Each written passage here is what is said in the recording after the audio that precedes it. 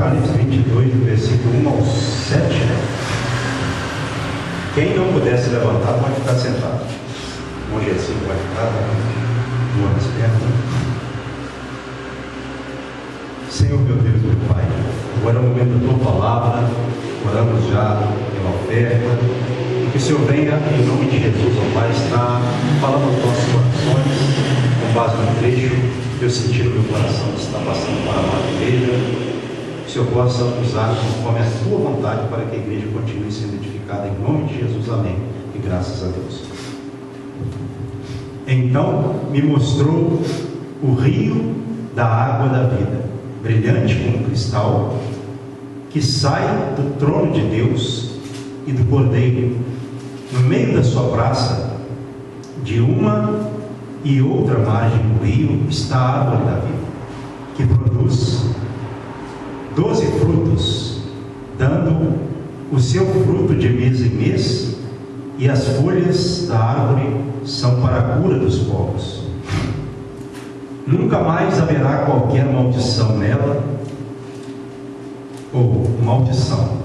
Nela estará o trono de Deus e do Cordeiro. Os seus servos o servirão, contemplarão a sua face, e na sua fronte está o nome dele. Então já não haverá noite, nem precisam eles de luz, de candeia, nem da luz do sol, porque o Senhor Deus brilhará sobre eles e reinarão pelos séculos dos séculos.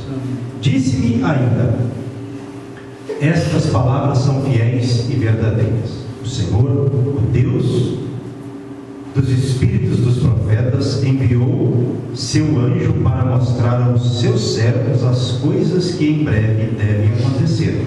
Eis que venho sem demora. Bem-aventurado aquele que guarda as palavras da profecia deste livro. Amém. A igreja pode se sentar. Irmão, se a gente for analisar a Nova Jerusalém, não é? Que nós podemos vir aqui a partir, por exemplo, do verso 9 do capítulo 21, não é? Até o final do capítulo 21, e também eu li aqui um trecho, né? Então, é lógico que aqui existem detalhes muito ricos dessa cidade, mas mesmo assim é difícil para a gente saber realmente, né? Porque tem muitos mistérios aqui. Então, o livro de Apocalipse, dá para a gente ler ele na linguagem literal? Não, ainda é difícil. Difícil. Ele é um livro de figuras, né? De símiles, símbolos, né? Tem muita simbologia. Mas o mais importante é a gente pegar o que é necessário. Porque de repente, se a gente for ficar estudando coisas aqui que não estão claras, nem no trecho, que nem Deus quis deixar tão claras, a gente pode de repente falar uma coisa e errar. Mas tem coisas aqui que nós podemos entender. Então é importante o pregador, na hora que ele está estudando um trecho, principalmente quando é um livro assim, muito figurado, ele prestar atenção. Senhor, o que eu realmente devo pregar para a igreja? É importante. A gente vai entrar em questões que no final ninguém vai entender nada da mensagem. Isso não vai edificar, certo? Então, eu vou aqui trabalhar em pontos dessa Nova Jerusalém, em coisas que Deus trouxe ao meu coração, não é que eu senti. Nós podemos observar aqui, no trecho que foi lido, está escrito: então me mostrou o rio da água da vida. E esse rio, ele, de que forma está escrito aqui? Fluía do trono de Deus e do Cordeiro. Isso, o rio da água da vida, brilhante como cristal. Dá para a gente ter uma ideia que é uma coisa muito exuberante, que às vezes são coisas difíceis para nós descrevermos elas, não é? Por meio de palavras. Mas dá para a gente ter uma ideia. de que provavelmente não é nada comparado ao que nós podemos ver com os nossos olhos, em termos de beleza, pureza, uma luz jamais vista e por aí vai, né? Mas dá para a gente ter uma ideia, né? Que sai do trono de Deus e do Cordeiro. Olha só, um rio que sai do trono de Deus e do Cordeiro. E no meio da sua praça, verso 2, de uma e outra margem do rio, quer dizer, de um lado e também do outro lado do rio, está a árvore da vida. Que árvore é essa? A árvore que foi tirada lá do... Exatamente, que o homem foi impedido de ter acesso a ela pelo pecado. Então a árvore da vida foi preservada para uma outra situação, né? Para nós, para aqueles que forem salvos, exato? Que produz 12 frutos, dando o seu fruto de mês em mês. E as folhas da árvore são para a cura dos povos. Irmãos, alguém vai precisar de ser curado lá? Não vai ter doença? Exatamente. Então essa linguagem aqui é provavelmente para a saúde dos povos. Vai ser uma dinâmica, não é? Da Nova Jerusalém e na Nova Jerusalém. Nós precisaremos de fazer essas coisas, mas não para termos a vida, mas sim porque vai ser uma dinâmica da vida na Nova Jerusalém. É nesse sentido que a gente entende, certo? Versículo 13: nunca mais haverá qualquer maldição, ou seja, a maldição lá não entrará, não estará. Maravilha. Nela estará o trono de Deus e do Cordeiro, os seus servos o servirão. Quer dizer, vai ser um reino numa Nova Jerusalém dinâmico, certo? Então quem serve a Deus aqui e já tem essa mente de Cristo evoluída, vai também servir lá, só que numa outra dimensão, não com as fadigas desta terra, com as perseguições e aflições desta vida, da obra de Deus, já numa outra condição.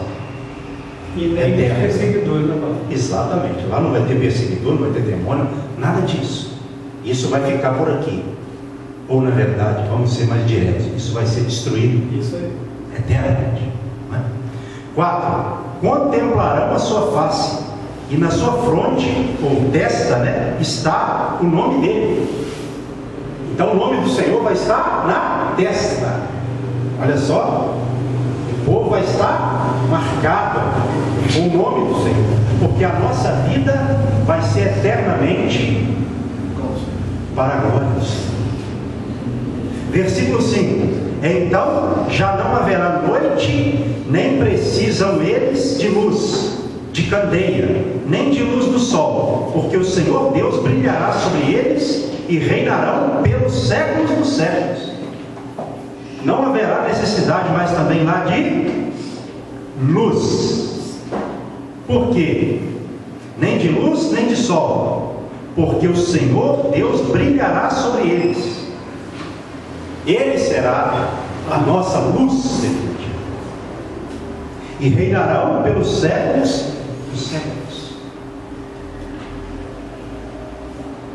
Versículo 6: diz-me ainda, estas palavras são que fiéis e verdadeiras. O Senhor, o Deus dos espíritos dos profetas, enviou seu anjo para mostrar aos seus servos as coisas que em breve devem acontecer. O que nós falamos aqui outro dia? A revelação do Apocalipse, ela tem origem em quem? Deus passou para Jesus, e Jesus, por meio do seu anjo, transmitiu a João, não é? Versículo 7: eis que venho sem demora. Bem-aventurado àquele que guarda as profecias deste livro.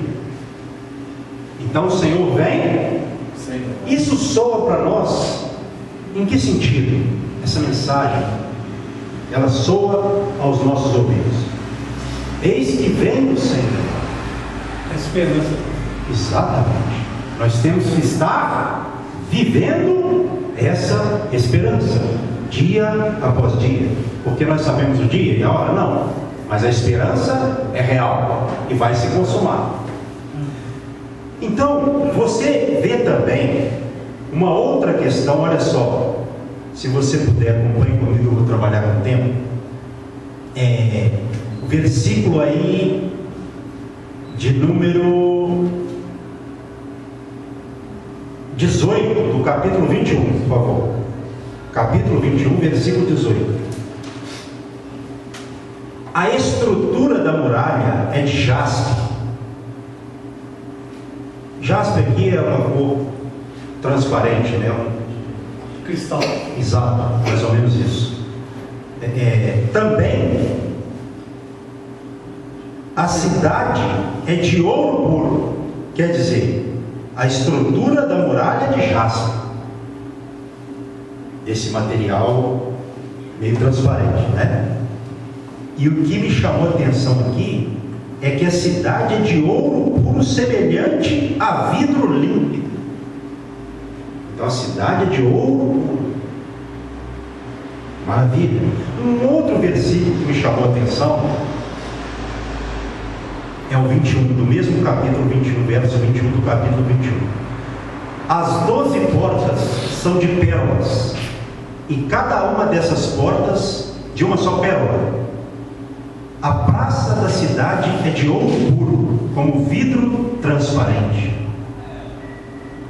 Quer dizer, uma descrição assim maravilhosíssima. O que está preparado para nós. Uma coisa muito assim acima do que nós podemos esperar.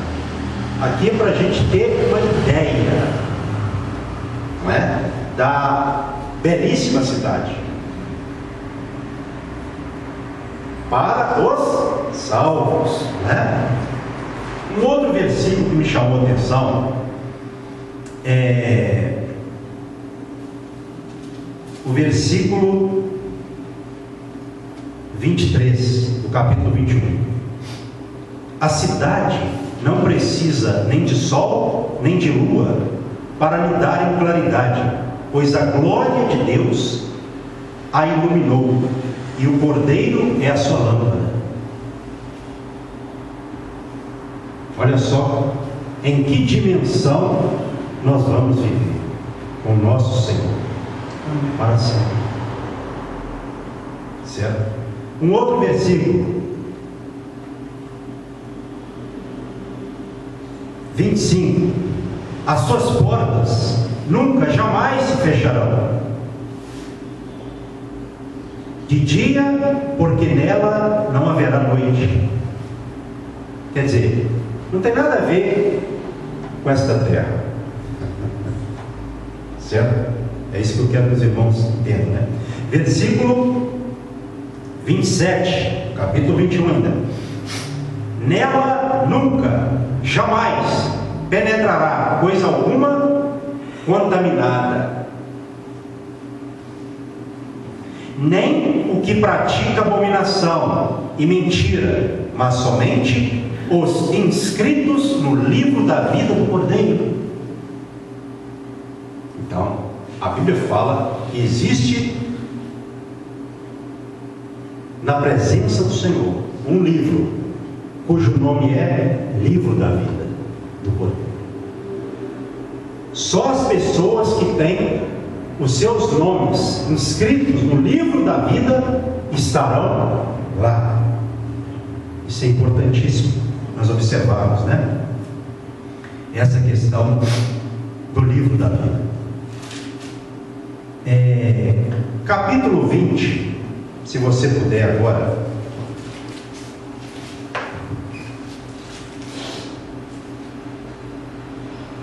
Versículo de número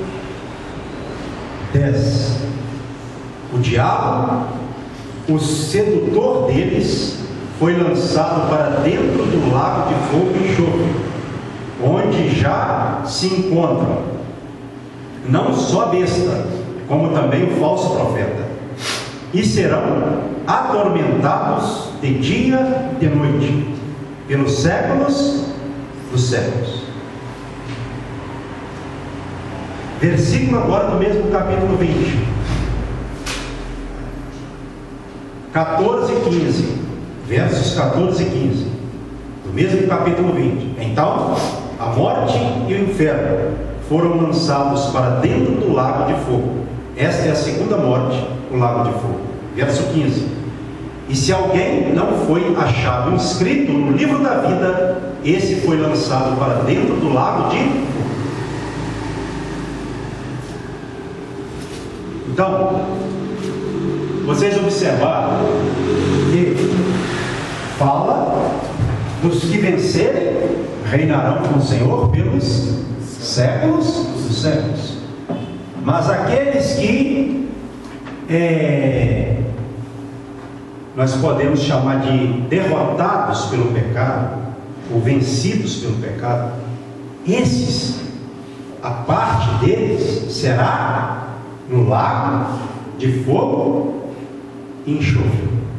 E lá eles serão também, assim como a besta, Satanás e o falso profeta, creio eu, atormentados pelos séculos dos séculos. É o que está reservado para aqueles que não têm o Espírito Santo de Deus, o nome escrito no livro da vida. Então a gente tem que pensar, irmãos, por quê? Porque na realidade é uma cidade muito, só com essa descrição aqui, maravilhosa. Mas não é qualquer um que vai entrar lá também. Não é verdade? Pastor, você está querendo colocar dúvida na nossa cabeça? Jamais. Eu quero deixar para a igreja essa caminhada que nós temos até chegar cada um de nós lá. A própria palavra fala, né, pastor? Um vai ficar no campo, o outro vai subir. Exatamente. Quando você amplia isso, muitas pessoas não terão seus nomes inscritos no livro da vida. Umas ficarão, outras subirão. E nós somos o povo que tem esse chamado de Deus. Nós somos chamados para a vida eterna. Amém. Num lugar maravilhoso, não é? Num lugar de ouro puro. A gente fica imaginando, né? A gente andando pela praça da cidade santa. Interessante, pastor, se o pastor nos permitir. Amém. Fica à vontade. Nessa vida, homens, nações, governo brigam por causa do outro, se matam por causa do outro. Lá não vão pisar nele. E outra coisa, né? Nós vamos andar pela cidade de ouro, numa situação totalmente diferente das coisas perecíveis aqui da terra. Porque aqui os metais, eles são perecíveis. De alguma forma, né? Tem uma grande durabilidade, mas serão destruídos. Eles acabam com o tempo. Lá, jamais.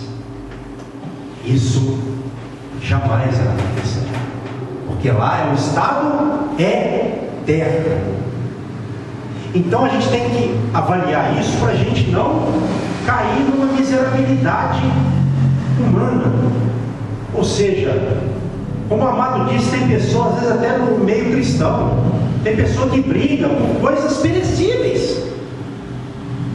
E infelizmente muitas pessoas de acordo com a Bíblia, elas perderão a entrada no reino do Senhor. Elas não terão a vida eterna. Por quê? Porque elas ficam brigando entre si por coisas perecíveis, coisas que não compensa a gente ficar brigando por elas, ou a gente se matando porque são coisas transitórias. O mundo, ele tem data, dia e hora para acabar, para ser destruído pelo fogo de Deus. E quem está brigando por coisas aqui também vai ser destruído pelo fogo do Senhor, lá no fogo eterno, pelos séculos dos séculos.